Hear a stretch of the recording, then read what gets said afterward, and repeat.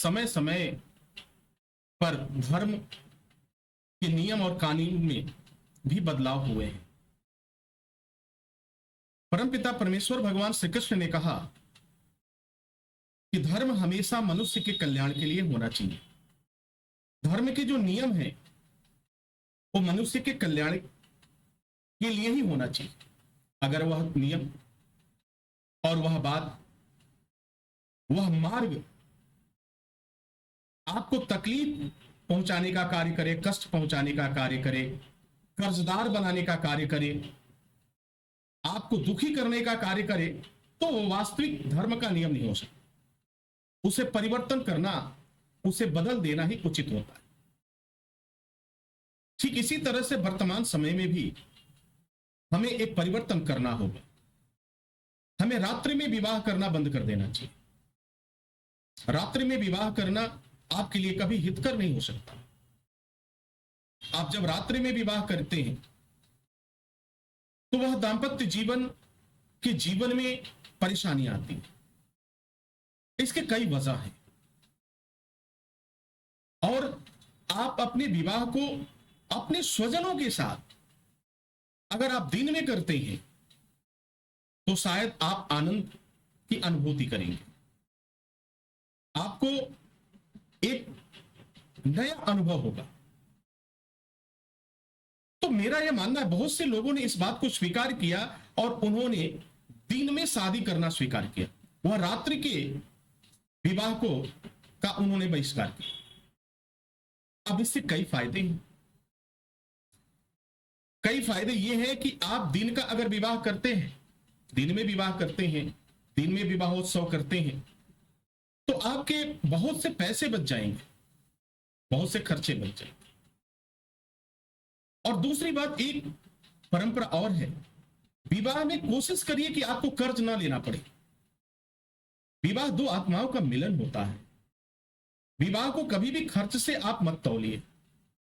विवाह कोई भी है, एक गरीब से गरीब व्यक्ति भी अगर विवाह करता है तो 5 मिनट के अंदर वह विवाह संपन्न हो जाएगा और मात्र 500 रुपए में विवाह संपन्न हो जाएगा। जी हाँ, आपने बिल्कुल सही सुना, मात्र 500। यह परिवर्तन की आवश्यकता है। इस समय, वर्तमान समय में परिवर्तन की आवश्यकता है।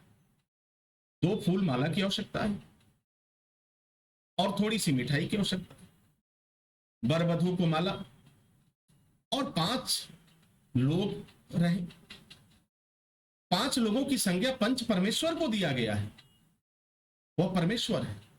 ईश्वर के सामने आपने विवाह किया। आप तमाम तरह की जो भी इस समय कुरीतियां हैं, जो बुराइयां चल रही हैं, जिसको हम ढोए जा रहे हैं, वो भी समाप्त हो जाएंगे। आपको कर्ज लेने की आवश्यकता नहीं है।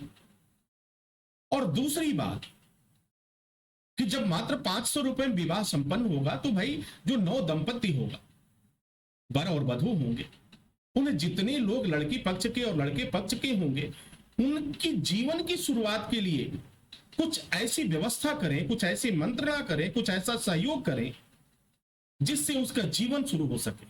वह दूसरे पर निर्भर न रहने पाए। न लड़का किसी पर निर्भर रहे और न लड़की किसी पर निर्भर रहे।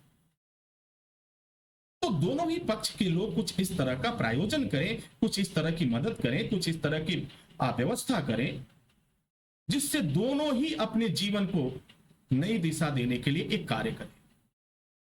ये आवश्यक है, यह जरूरी है। यह परिवर्तन आपको करना हो। पहला परिवर्तन, संकल्प करिए कि हम आज के बाद रात्रि में विवाह नहीं करेंगे। दूसरा संकल्प करिए कि विवाह जहां भी होगा एक स्थान पर आप आ जाइए। वो कोई स्थान हो सकता है, आपका धर्मशाला हो सकता है, आपका मंदिर हो सकता है, आपकी मस्जिद हो सकती है। आप कहीं भी इकट्ठा हो जाएं या किसी स्वजन के यहां इकट्ठा हो जाएं।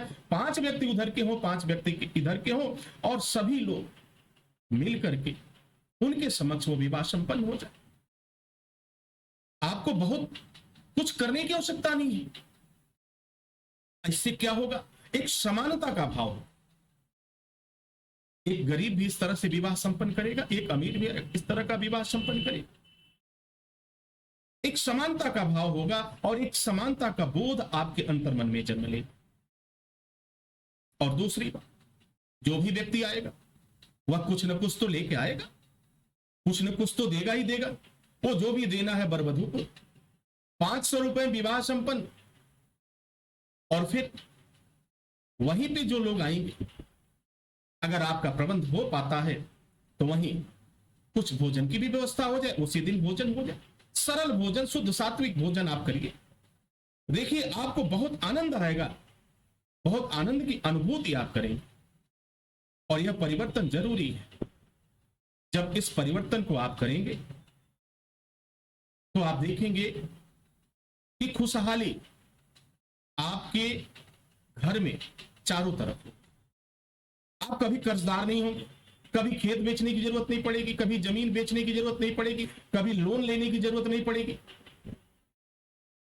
तो जब इन तमाम परिस्थितियों से आप मुक्त हो जाएंगे तो फिर खुशियां तो रहेंगी ही रहेंगी। खुशियां छीनता कौन है?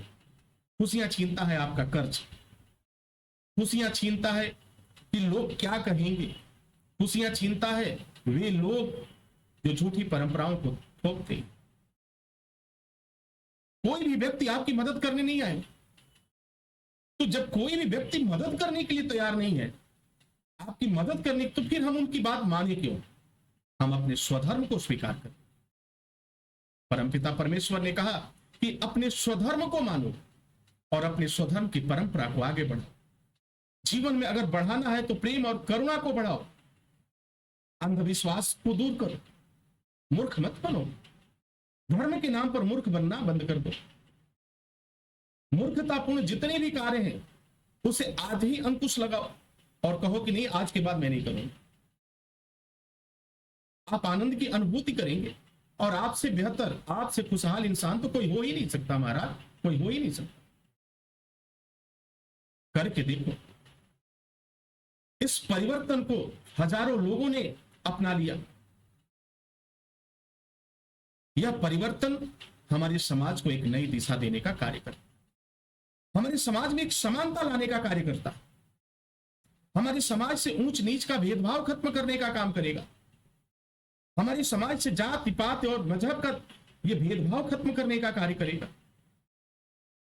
हमें इस तरह के धर्म को अपनाना चाहिए, इस तरह के स्वधर्म को अपनाना चाहिए। मूर्खतापूर्ण किसी भी नियम को हमें नहीं अपनाना है।